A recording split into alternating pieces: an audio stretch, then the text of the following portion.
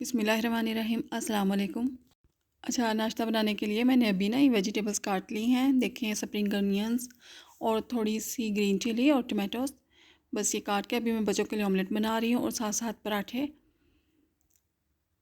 तो ऐसे होगा कि पहले 2 एग्स में थोड़ी सी वेजिटेबल्स डाल दी तो वो एक ऑमलेट बना दिया। फिर 2 एग्स ऐसे मैं इकट्ठा नहीं डालती क्योंकि अनाया टमाटोस नहीं खाती तो, और बाकी सबको सारा कुछ चाहिए होता है।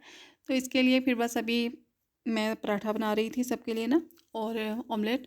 अच्छा, विंटर हॉलीडेज़ हैं बच्चों के, तो पूरे हॉलीडेज़ में ही तकरीबन वन मंथ के थे।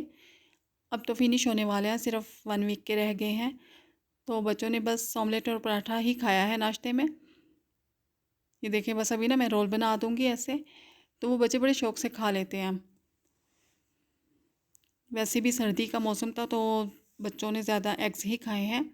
मेरी भी यही कोशिश होती थी कि ऐसा यानी हेल्दी सा ब्रेकफास्ट हो जाए बच्चों का ना एवरीडे, क्योंकि इस दफ़ा तो बहुत ज़्यादा ठंड थी यहाँ पे।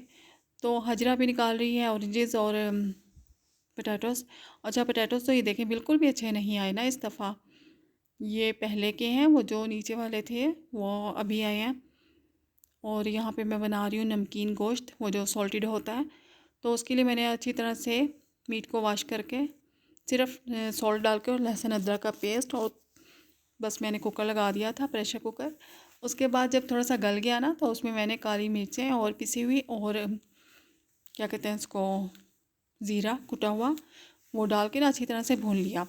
अच्छा, इसको बड़ा अच्छा सा बनाने का क्या होता है कि इसका टेस्ट बहुत अच्छा है कि इसमें ना ज़ाहिर एक्स्ट्रा ऑयल नहीं डाला जाता ना। जो इसके ये देखें, जो मीट के साथ फ़ैट लगा होता है ना, तो कोशिश करनी चाहिए कि वही मीट यानी यूज़ करें जिस पे फ़ैट हो। तो फिर वो उसका ऑयल जो निकलता है ना, उसमें से बड़ी अच्छी सी भुनाई हो जाती है ना उसकी, और वो बहुत अच्छा सा बन जाता है। एक्स्ट्रा ऑयल भी डालने की ज़रूरत नहीं पड़ती, और यानी बच्चे भी शौक से खा लेते हैं।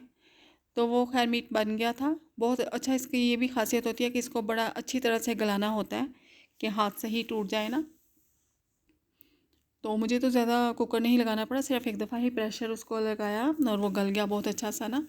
तो यहाँ पे मैं बना रही हूँ अभी वेजिटेबल्स के राइस। बस प्याज को ब्राउन करके हल्का सा लहसुन अदरक का थोड़ा सा पेस्ट, ज़ीरा और टमाटोस डाल के मसाला बना लिया था। फिर उसमें थोड़ी सी गाजरें और मटर आलू ये डाल के और धनिया डाल के मैंने पानी डाल दिया, और राइस बस फिर दम पे लगा दिए। तो साथ ही सैलड बना ली थी। बच्चे ना सैलड और योगर्ट के बगैर राइस शौक से नहीं खाते ना। तो यहाँ पे आया हुआ था कुछ सामान, वो भी निकाल लेते हैं। बच्चों ने लिए थे अपने ये छोटी छोटी चीज़ें, और लेटस और मसर जो होते हैं दाल, वो ख़त्म हुई हुई थी वो ली है। अच्छा, जो चीज़ें सिर्फ ख़त्म हुई हुई थी वही ली हैं, बेबी टमाटोस और जो एवरीडे के इस्तेमाल वाले टमाटोस।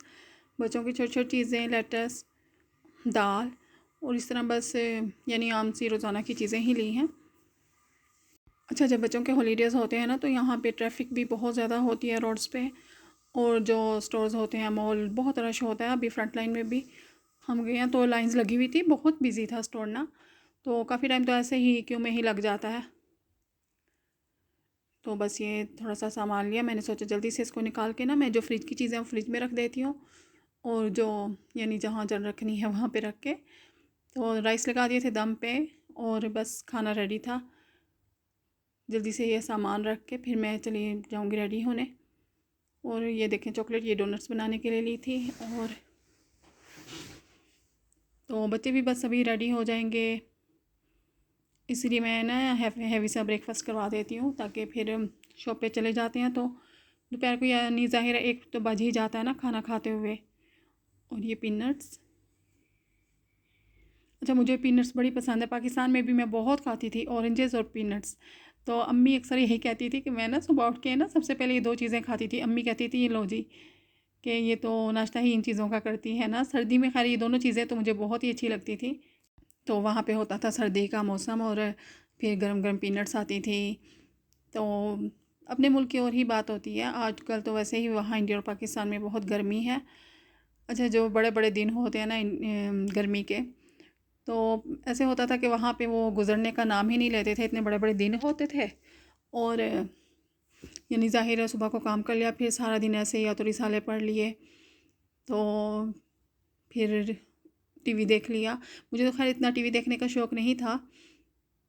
अब ये है कि अब इतनी बिज़ी लाइफ हो गई है कि टाइम का पता ही नहीं चलता। और जो शादी से पहले जो पाकिस्तान में वक्त गुजरा, वो गर्मी के बड़े बड़े दिन होते थे, वो गुजरते नहीं थे ना। खैर मुझे बड़ा शौक़ था, मैं जब छुट्टियां होती थी कॉलेज और स्कूल की, तो बड़े बड़े दिन होते थे, मैं सोचती थी ऐसे ही ये कैसे गुजरेंगे। तो मैं कुछ ना कुछ करती ही रहती थी, कभी सिलाई सीख ली, कभी ब्यूटिशियन का कोर्स कर लिया, तो यानी कुछ ना कुछ करती ही रहती थी ना। मुझे बड़ा शौक़ था कि मुझे हर काम आना चाहिए। तो ऐसे ही बस अब यहाँ पे टाइम का पता ही नहीं चलता।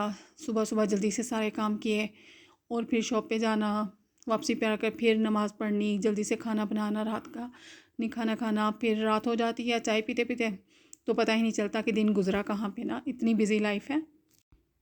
तो जो याशी करनी थी पाकिस्तान में कर ली। और वैसे भी खैर पेरेंट्स के घर में ऐसे ही होता है कि इतना ज़ाहिर है कामों का बर्डन नहीं होता ना, क्योंकि सब होते हैं तो फिर ऐसे ही जल्दी से काम हो जाते हैं सब ना। तो मैंने वेजिटेबल्स रखने से पहले ना जल्दी से मैंने और हाजिरा ने मिलकर हमने जल्दी से थोड़ा सा फ्रिज क्लीन कर लिया था, क्योंकि मट्टी गिरी हुई थी उसमें ना, धनिया आया था उसमें थोड़ी सी मट्टी थी। वो बस ये देखिए अभी मैं जा रही हूँ फ्रिज क्लीन करके उसमें सब कुछ रख दिया था। अंकल के साथ मैंने पहले भी बताया था कि सम टाइम ऐसे होता है, हस्बैंड ना सुबह सुबह चले जाते हैं टाउन। तो मैंने पहले भी बताया था, अंकल इंडिया से और बहुत अच्छे हैं ना, एक ही कॉल पे आ जाते हैं। तो ऐसे होता है, फिर मैं अंकल के साथ ही मॉल आ जाती हूँ। तो अभी देखिए मॉल पहुँच गए हैं, मैं जा रही हूँ बस शॉप पे। तो आपसे मिलूँगी मैं इंशाल्लाह नेक्स्ट व्लॉग में। अल्लाह हाफिज़।